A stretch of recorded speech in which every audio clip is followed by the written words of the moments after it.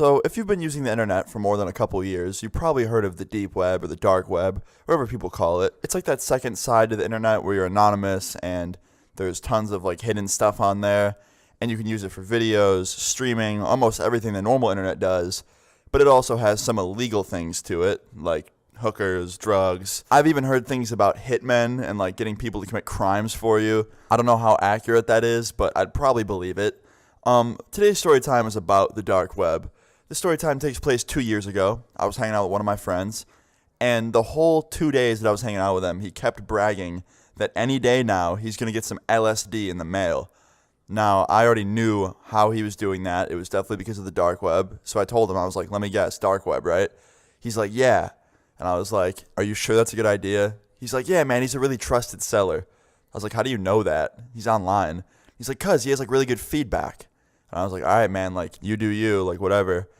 Now, I would never recommend this. Don't ever try that at home, guys. And if you've watched my previous story times, you know that like in the past with my experience of the deep web and people getting shit off there, it almost never ends well. Maybe we were just extremely unlucky, but I just don't think that's a good idea to ever try to buy drugs on the internet. So anyway, the day came where the LSD arrived. It was the next day after he was hyping it up. And he lives with his parents. I don't know if he still does, but he did back then. He was 17, so he lived with his parents. And this box comes, kind of small, not the biggest box. And he was waiting on his bed, just staring out the window for the mailman to come all day. So when he finally came and he saw the mailman come up to the door and leave the package, he freaks out and he runs downstairs, right? Because he wanted to get to that mail before anyone else could, because his parents also opened the mail, and he did not want them to question him about that package. So he runs downstairs, I follow behind him, he's going up to the front door, and right when we're about to get to the front door, we see that the front door is open, and we see his mom in the kitchen with all the mail.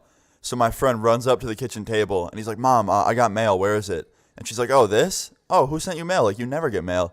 And he's like, oh, just a friend from Texas. And she's like, oh, okay, I'm going to open it for you.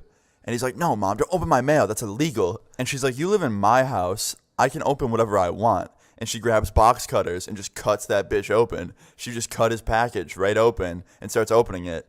And I don't think she'd usually be like this, but around this time, my friend was getting in a lot of trouble, and I think she expected that something was weird in the package. So she decided to take a look at his mail because she didn't trust him, and sure enough, she was right. There was something weird inside.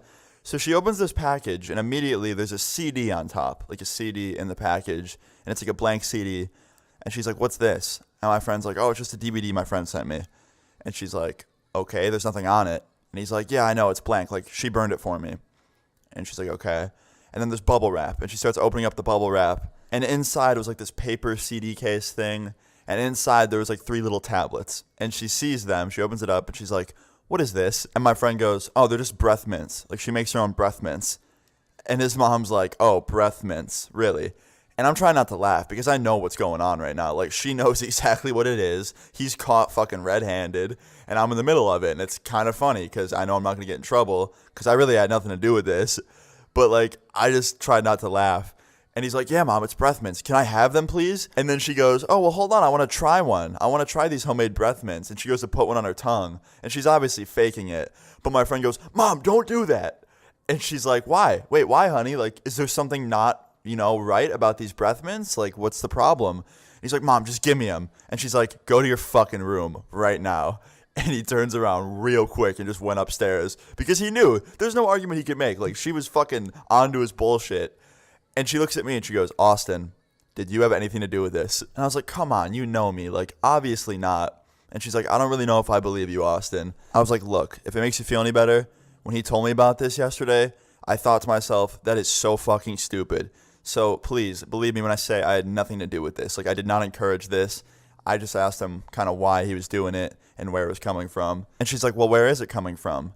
And I was like, well, I have no idea. He bought it online from an anonymous source. You can't really tell where these people are because, it's on this really weird thing called the deep web. And then I tried to explain to her what it was, and she just didn't understand a thing about it. And she's like, wait, did he get it off Facebook or something? And I was like, no, he didn't get it on Facebook. It's weird. It's the deep web. Like, it's no Facebook or anything like that. And she's like, oh, it's confusing. And I was like, yeah, it is. But basically, she told me to go home after that because I was not allowed to hang out with him for a while because I understand, like, she grounded her son, and obviously having friends around isn't really a punishment. So I had to leave, and I went home and just kind of sat down and played some Xbox, and he sent me a text later that night. I don't know how he still had his phone, but he was like, dude, I can't believe I wasted money on that shit. And I was like, yeah, man, me neither. And he's like, listen, next time I order some, can I order it to your house? And I was like, dude, are you fucking stupid? No, fuck off. And he's just like, all right, fine, man, good night. And that was pretty much the end of it. Like, he didn't mention anything about buying anything online after that to me. I can't even believe he tried to ask me that. Like, hey, man, can I use your house instead? That way, if anything happens, it'll just happen to you, not me. Like, no. But, yeah, he got grounded. He was grounded for, like, 3 weeks or something. I ended up seeing him after that, and, like, his mom was very, very strict after that. But, yeah, guys, moral of the story is don't buy drugs on the internet, or at all, honestly. Just stick to fruits and vegetables, okay? But yeah, guys, if you enjoyed this story or found it funny, please leave a like on the video. I would really appreciate it. Leave your stories in the comments down below. Subscribe if you're new, and I'll see you guys all later. Peace.